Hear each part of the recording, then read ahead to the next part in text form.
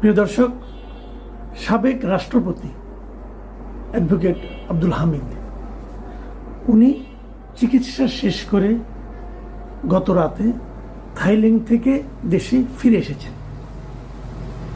এই ঘটনাটা আমার কাছে খুবই গুরুত্বপূর্ণ মনে হয়েছে। উনি একজন সাধারণ যাত্রীর মতো এসেছেন। সাবেক রাষ্ট্রপতিরা কিন্তু বিশেষ প্রোটোকল পায়, উনি সেই প্রোটোকলও পাননি এবং উনি সাধারণভাবে ফিরে এসেছেন। মধ্যরাতের পরে প্রায় 3টার দিকে উনি এয়ারপোর্ট থেকে বেরিয়েছেন যাবতীয় কাজকর্ম শেষ করে, এবং তিনি তার বাড়িতে চলে গেছেন। পুরো 31 দিন পর উনি দেশে ফিরলেন। কিন্তু এই যে ওনার ফেরাটা, এটা যতটা গুরুত্বপূর্ণ তার চেয়েও বেশি আলোচনা কিন্তু হয়েছে ওনার যাওয়ার সময়। উনি যখন মে মাসের 7 তারিখ রাতে যান দেশ ছেড়ে, যাওয়ার পর 8 তারিখ থেকে মহা হইচই। উনি কেন গেলেন, কেন ওনাকে পালিয়ে যেতে দেওয়া হলো, ওনাকে পালিয়ে যেতে দেওয়ার পেছনে কারা দায়ী আছে, এগুলো নিয়ে নানা ধরনের প্রশ্ন উঠতে থাকলো।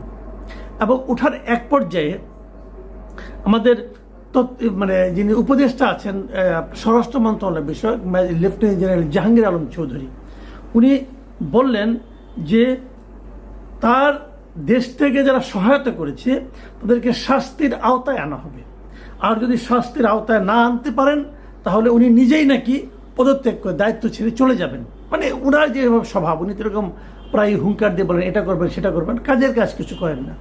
এবং তখন এটা নিয়ে অনেক হইচই হলো।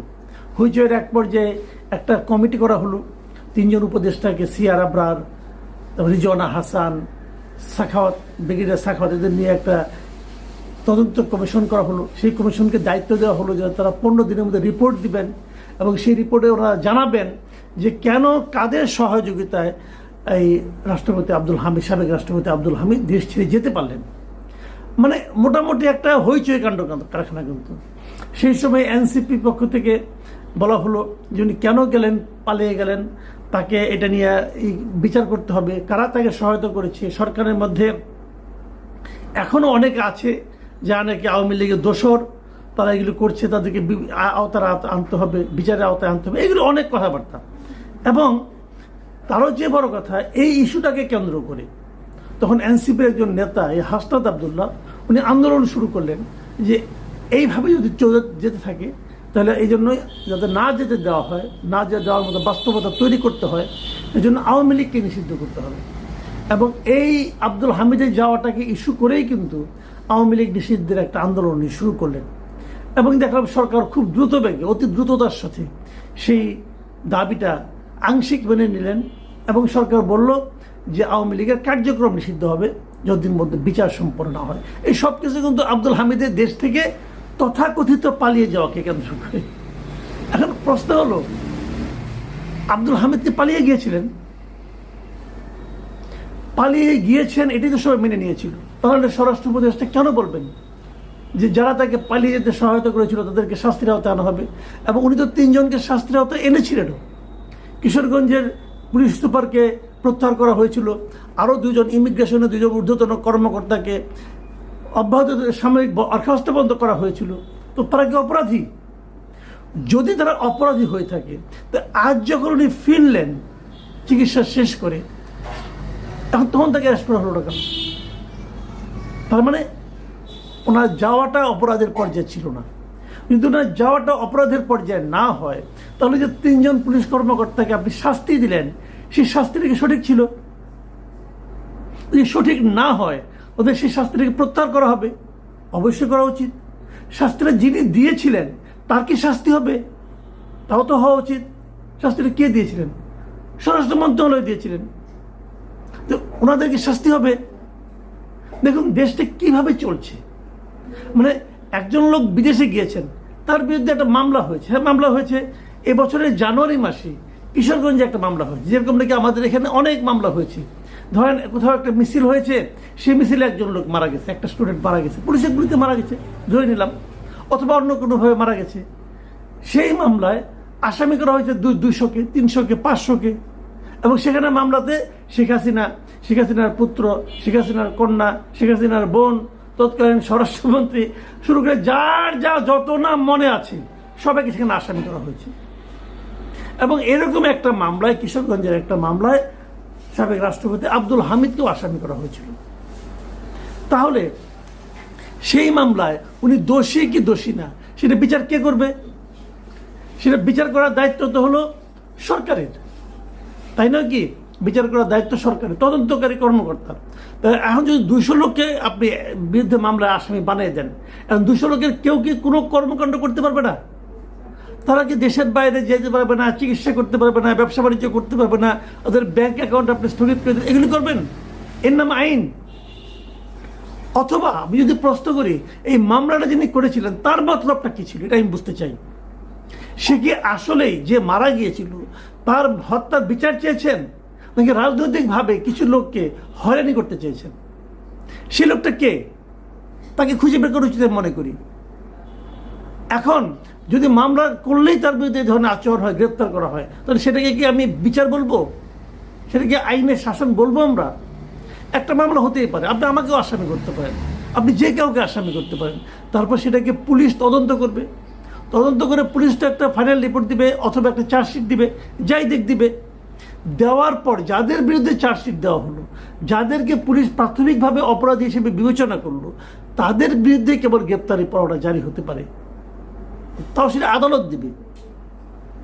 সেভাবে কি হচ্ছে আমাদের এখানে? আমাদের অনেক সাংবাদিক বিরুদ্ধে এরকম মামলা আছে, গ্রেপ্তার করা হয়েছে, অনেক ব্যবসায়ীকে গ্রেপ্তার করা হয়েছে। কেন? ওই 132 জনের মধ্যে হয়তো উনি আছে 99তম। এটা কি সুশাসন? কিছু বললে পরেই স্বৈরাচারের দোষর এগুলি বলে একটা ট্যাগ দিয়ে তারপর তার বিরুদ্ধে বিচার করা হবে, তার বিরুদ্ধে গণ আদালত কি করা হবে না করা হবে, মানে গায়ের জোরে দেশ চলছে। আমরা তো একটা গায়ের জোরে দেশ চালাচ্ছিল শেখ হাসিনা, আমরা তো সেখান থেকে বাঁচার জন্যই নতুন কিছু চেয়েছি, তাদেরকে এই দেশ থেকে আমরা তাড়িয়ে দিয়েছি। তারপর আমরা কি পাচ্ছি, এগুলি কি দেখছি, এগুলো ট্যাগ দিয়ে লাগিয়ে দিলেন আপনি। ইচ্ছা হলো একজনকে মামলা, জেরাই খান পান্নার বিরুদ্ধে মামলা করলেন, তারপর দেখা গেলো বাদী জেরাই খান পান্নাকে চেনে না। তারপরে কি হলো, জেরাই খান পান্নাকে তার ওই আসামির তালিকা থেকে তাকে সরিয়ে দেওয়া হলো। তো অন্য যারা আছে তাদেরকে সবাইকে উনি চেনেন। উনি বললেন, ওই বাদী বললেন যে জামাত এবং বিএনপির আইনজীবীরা তাকে নাকি প্ররোচিত করেছে। তো বোঝাই গেল এই হয়রানিমূলক মামলার পেছনে মূল দায়িত্ব কে নিয়েছে? জামাত এবং বিএনপির আইনজীবীরা। তাদের বিরুদ্ধে কোনো অ্যাকশন হয়েছে? হয়নি। কিন্তু যেটা এখান পান না, একদম পাওয়ারফুল লোক, তারটা আপনি প্রত্যাহার করে নিয়েছেন, অন্য দুইগুলি করলেন না কেন? করেননি তো। আজকে কি হলো দেখেন, এই কথাটা বললাম কেন? আজকে যখন এই ঘটনাটা ঘটেছে তখন কিন্তু আবার স্বরাষ্ট্র উপদেষ্টাকে জিজ্ঞাসা করা হয়েছে যে আপনি এখন তো ওনাকে গ্রেপ্তার করলেন না। উনি কি বলেছেন? উনি বলেছেন তদন্ত হওয়ার পর যে দোষী তাকে আইনের আওতায় আনা হবে। আপনারাই বলেছেন নির্দোষরা যাতে সাজা না পায়, এজন্য আমাদের তদন্তটা করতে দেন। তদন্ত করার পর যেই দোষী হোক না কেন, কাউকে আইনের বাইরে রাখা হবে না, আমরা তাকে আইনের আওতায় নিয়ে আসব। এই যে কথাটা স্বরাষ্ট্র উপদেষ্টা আজকে বললেন, এটা কি সব মামলার ক্ষেত্রে প্রযোজ্য? তদন্ত না করেই কি সবাইকে গ্রেপ্তার করা হচ্ছে না? অনেকে গ্রেপ্তার করা হচ্ছে। আইনের শাসন আপনি কীভাবে কায়েম করবেন? আপনি কি একমাত্র আব্দুল হামিদের ক্ষেত্রে আইনের শাসন কায়েম করবেন? আব্দুল হামিদ 10 বছর প্রেসিডেন্ট ছিলেন। এই 10 বছর উনি আওয়ামী লীগের ছিলেন না। অনেকে বলেন হ্যাঁ উনি 10 বছর প্রেসিডেন্ট ছিলেন, উনি শেখ হাসিনাকে থামালেন না কেন? থামানো যায়? যিনি বলেন তিনি থামানোর চেষ্টা করেছিলেন। এখন যা হচ্ছে, এখন যে অনিয়ম হচ্ছে, এটা কেউ থামানোর চেষ্টা করছে? এখন যে মব ভায়োলেন্স হচ্ছে, কেউ থামানোর চেষ্টা করছে? যখন এই সরকার না থাকবে, যখন নতুন সরকার আসবে, তখন যখন প্রশ্ন করবে যে আপনি থামানোর চেষ্টা করলেন না কেন, কি বলবেন আপনারা? হাসিনা সরকার যে স্বৈরাচারী শাসন কায়েম করেছিল, থামানো যেত চাইলেই। বাদ দেন এটা, আইনগতভাবে যদি ধরেন একটা প্রেসিডেন্টের আইনগতভাবে কি অধিকার ছিল, কি এখতিয়ার ছিল তা থামানোর? পারতেন উনি। আজকে যে হচ্ছে প্রেসিডেন্ট, আজকে প্রেসিডেন্টকে থামাতে পারছেন? আজকে প্রেসিডেন্টকে কি সেরকম ক্ষমতা, তারা তো যতটুকু ক্ষমতা আছে উনি কি ততটুকু প্রয়োগ করতে পারছেন? নিয়ম তো মানেন না। নিয়ম আপনি মানবেন না, আপনি না মানলে কোনো সমস্যা নাই, কিন্তু অন্যরা কেন মানলো না, আগে কেন মানেনি, সেগুলো নিয়ে আলোচনা করবেন, এটা তো হয় না। একটা কনভেনশন আছে, আমাদের এখন একজন প্রেসিডেন্ট আছে, আপনি পছন্দ হোক বা না হোক, উনি দেশের প্রেসিডেন্ট, ওনার কাছে আপনি শপথ দিয়েছেন। আমাদের আইন সরাসরি নিয়ম আছে এটা, যে যখন নাকি প্রধানমন্ত্রী যখন দেশে বাইরে যান, ফিরে এসে প্রেসিডেন্টের সঙ্গে সৌজন্য সাক্ষাৎ করেন? আমাদের প্রধান উপদেষ্টা কখনো করেছেন? যে প্রেসিডেন্ট আছে তাকে আপনাকে শহীদ মিনারে যেতে দেন। ঈদের নামাজ আগে আমরা দেখতাম প্রেসিডেন্ট আসতে দেন আপনারা? যদ্দ শুনলাম প্রেসিডেন্টের নাকি একটা প্রেস উইং ছিল, ওটাও নাকি আপনারা সরিয়ে দিয়েছেন। তা আইন তো মানেন না আপনারা। আপনি বলবেন এই আইন ভালো না, আমরা নতুন আইন করবো। করেন না নতুন আইন। যতক্ষণ পর্যন্ত নতুন আইন না করবেন ততক্ষণ পর্যন্ত আগেরটা মানবেন। তো এগুলো তো চলছে দেশে, এগুলো নিয়ে কিন্তু প্রশ্ন উঠবে, আজ হোক কাল হোক উঠবে। এবং যখন উঠবে আপনাদেরকে জবাব দিতে হবে। আপনি তো ভাবছেন, চিন্তা করছেন যে আমি জবাব দিব না, ঠিক সময় ঠিকই উড়াল দিয়ে চলে যাব, এরকম চিন্তা হতে আগেরাও করেছে। আমার বিবেচনায় আমি যেটা বলতে চাই সেটা হলো আইন মানুন। যদি আইন পছন্দ না হয় আইন পাল্টে ফেলুন, কিন্তু যতক্ষণ পাল্টাতে না পারবেন ততক্ষণ আইন মানেন। না হলে কি হবে, আপনি যখন আইন মানবেন না কেউ আইন মানবে না, এবং যখন সবাই আইন না